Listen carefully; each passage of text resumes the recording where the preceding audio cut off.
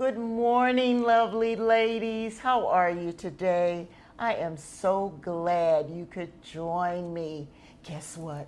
I have a special guest here for you, but I'm getting ahead of myself. Listen, share that link, will you? And also tell your friends to subscribe. Now run and get a cup of coffee or tea and come right back. We've got an exciting topic. Don't go away.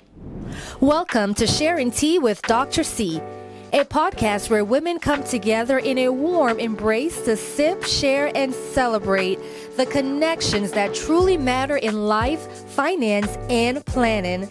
So pour yourself a comforting cup of tea, snuggle into your coziest spot, listen as you work or travel, and join us as we explore the heart of life's most meaningful connections. Let's step into some wisdom together. This is Sharing Tea with Dr. C. Got your coffee and tea? That voice you heard is the voice of our guest. Doesn't she do a great job on our intro? Well, we're going to talk some real talk today about divorce. But before we begin, let's just have a moment of prayer. Lord, I thank you for this opportunity to discuss a serious topic, divorce. Please give us wisdom, whether we're contemplating divorce, whether we're in the midst of divorce. Please give us wisdom, an open mind, and understanding of more of you. Amen. Allow me to introduce our guest. Yep, we got company. I am deeply honored for Women's History Month. And look, we got pink. This is Minister Carlene Wright. I'm so excited. She is the founder of Wright Encouragement, a platform dedicated to inspiring and uplifting others through faith-based encouragement. Ms. Wright is also an owner of Wright Insurance Group, where she helps individuals and families secure their financial future. Oh, I like that. As a minister, speaker, and entrepreneur, Carlene is passionate about empowering people to embrace their God-given purpose. And like she encourages women especially, get up and live, no matter the obstacle. Help me welcome and share a little tea with Dr. C. Yes! Dr. C, I love you. Oh, I love you. I love you. You know, I was sharing with our camera lady and Minister Carlene that the moment you want something done well, ask a busy woman. Hey. So you know what? We're not going to waste any time because I want to give you enough time. How did you and your ex-husband meet? And did you see any red flags along the way? Oh, we are jumping right in. Yeah, girl. We're not wasting. I wouldn't. No. Time goes too fast. So we're not play. I hope the tea's warm to drink. Let's go. So my ex and I, we actually met at church at the Faith Center. At the time, it was called Plantation Worship Center. It was literally the month after I graduated from high school. So I was at the Faith Center I was, teenager in high school, very young. That's pretty much starting at the elementary school. And then when we moved to the chapel, my ex came there and I was working in the youth department and we met there. And from there, we just kind of grew together, fell in love, and got married. Okay. Did I see any red flags? Yeah, did you see any red flags? I would say this, when you're young, right? Because again, literally I turned the tassel and was like, I do, right? It was, we were young, but I was kind of that mature person as well. I've always been, being raised by a single mom, you have to learn a lot of things, you know? So I felt like I was mature. I kind of felt like I had a handle on it. I prayed about it. Red flags, I didn't really see any red flags. If I were to really think back honestly, maybe I would say maybe a little bit of a slight anger, but not anything that was like, okay, this is something, a red flag. You know, we all get upset, so forth and so on, but no red flags. Like we were in love. Yeah. Love. Yeah. Oh, yeah. Yeah. We got married on the 4th of July because our love was explosive, honey. Okay. No, July 5th, sorry, the next day after, because our love was explosive. So it was that good. And then like everyone else, you know, you get married, you're not expecting for things to happen. It's like, how could I have lived without this person? And then you're trying to figure out, how do I get this person out of my life? You know, the tables turn. So this topic is well needed. And yeah, I went through a divorce, being married for 18 years. So I've learned a lot in the marriage. So what happened? What happened from this explosive love to wanting him now out of your life? And I will take a step back. I think wanting a person out of your life, just generally speaking, as you get to the point where you want to figure out, do I do a divorce or not? In my scenario, like I was the ride or die. So even though things took a turn, there was infidelity, there was communication issues, a lot of things started to happen. However, I was still holding on. I was like, God's going to do it. Yes, he is. And I'm going to pray. I'm going to declare. So, you know, I still didn't even really want him out of my life. Like I was that, I don't even, sometimes naive, I would say, you know, for all the naive women out there, girl, look at my picture in that dictionary, but I was holding on for dear life. Well, you were trying to make it work. God wants us to try, everything possible. And that is what you do. You really try everything to make it work, but there comes a time. Did you go to marital counseling or anything? So before we got married, we did have premarital counseling, which, you know, at that point, you're just kind of in the clouds. So if anything they're saying, you're kind of like, just Google God. Yes. Why do you love him? I just love him so much. But after, you know, being in the marriage, like we actually tried to get, you know, counseling at that point when things were just going off.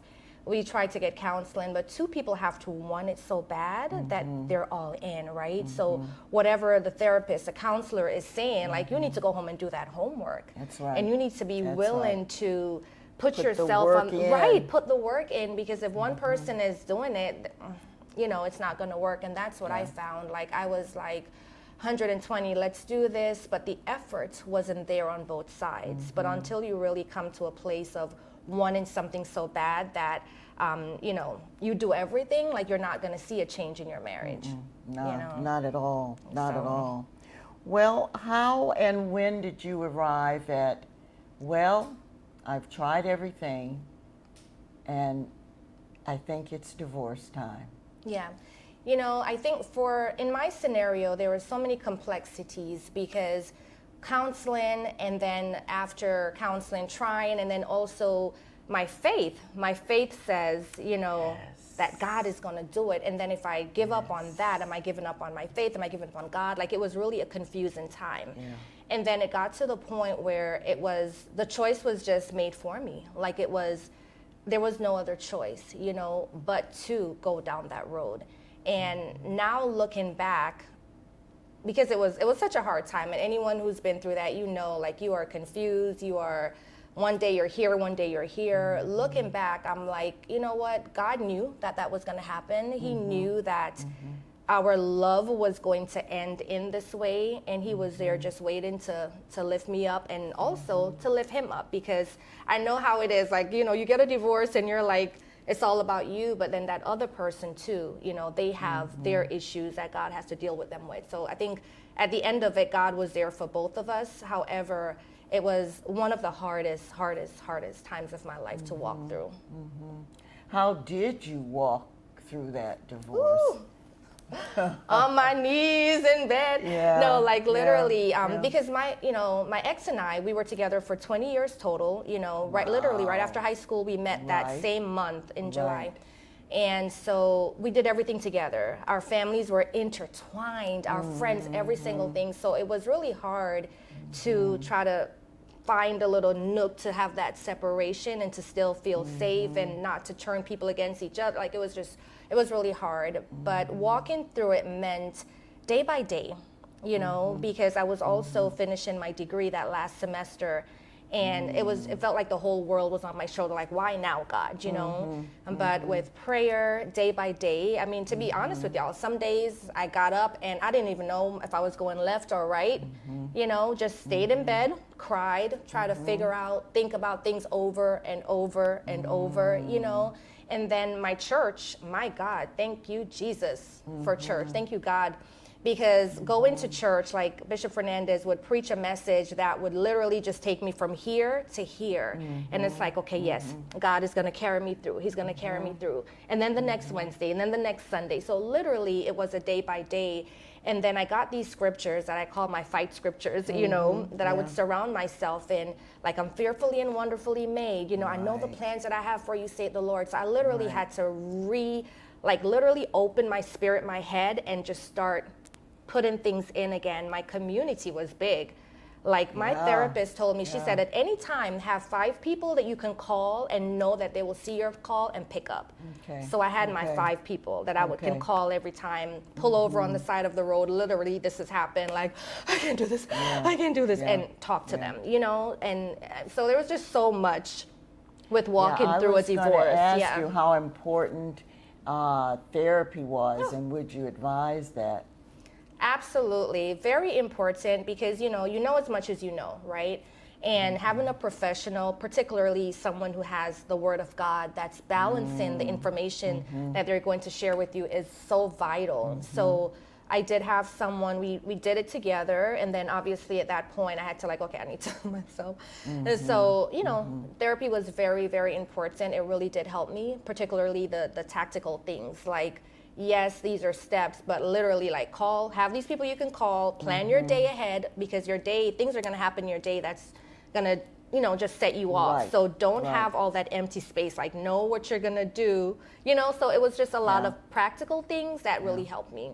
And I kept busy, Carlene was busy. I'm sure. But even in that too, I had to find my space with not being too busy, that I don't feel it, because there were times where I just literally had to sit in it and feel it and allow it to go through me. And God was there to definitely just hold me. I love Psalms 34:18. He is close to the brokenhearted.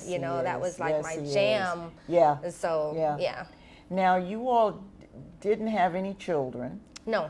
So that's another aspect you really didn't have to worry about, because so many couples have to then walk through that. Yeah, I have a lot of friends who've been divorced, and there's that hard part of now the child time sharing and this and this and that, And in my scenario, we didn't have children, so we didn't have to go through that part of it. We had godchildren together. We've had to have little conversations here and there. But no children. So that part of it was not, not a major scenario. What advice would you give women contemplating divorce? Ladies. What I would say, first of all, every marriage is so different, right? And you really have to, first of all, pray hard, legit, from morning to night. You have to pray, because sometimes our emotions can get the best of us. And just because it's bad now doesn't mean it's going to be bad next week, doesn't mean it's going to be bad next month. And what does that bad look like? Is it impacting where it's detriment to your health? If you're in a domestic violence situation, if you're, based on the scenario, you really have to scale it back and really see, am I in my feelings? If not, then looking at it to say, well, this is a scenario where I have all rights by the Bible. There's infidelity, there's neglect for the marriage, which are the 2 things listed in the Bible per se, or, using common sense and wisdom beyond that, knowing that God wants what's best for you, that you prosper and be in good health even as your soul prospers. Amen. You have to get some wise counsel.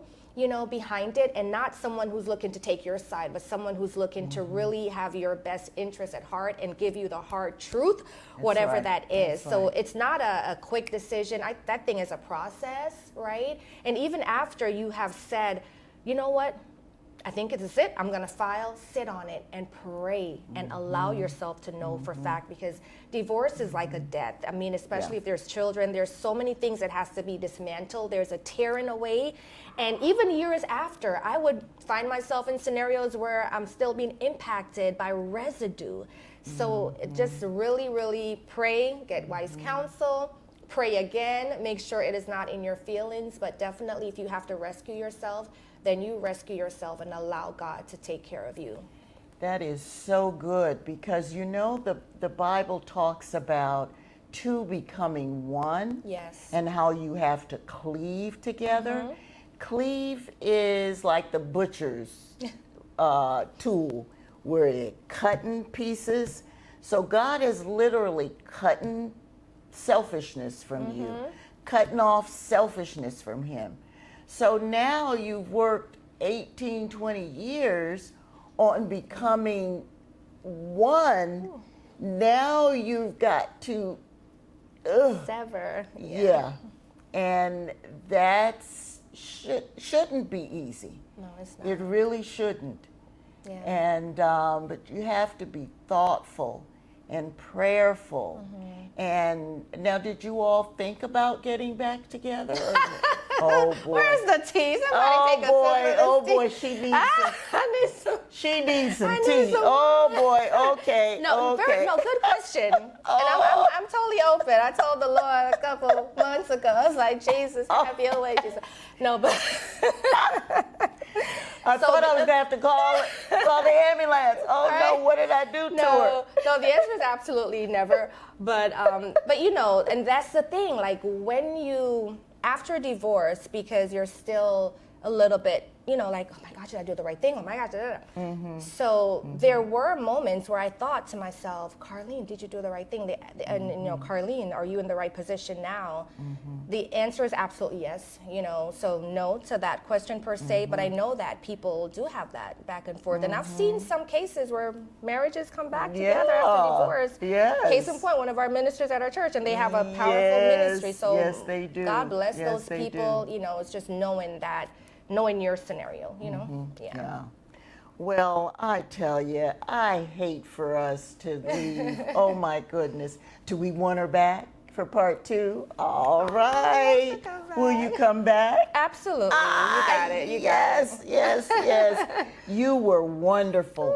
Thank you so much for sharing tea with me, Dr. C. Ooh. Now, tell our viewers how they can get in touch with you. Yes, thank you so much for this opportunity. You can get in touch with Absolutely. me at Wright Encouragement. That's the whole word of my last name, Encouragement, and also at Wright Insurance on both platforms. I'm happy to talk back with you. Thank you guys so much. Good, and she will. She'll get back to you. Listen, ladies, share the link. And don't you want more people to follow us? So tell them to subscribe, all right? All right, we'll see you back here in 2 weeks. Set your calendar. All right, bye-bye. Love you.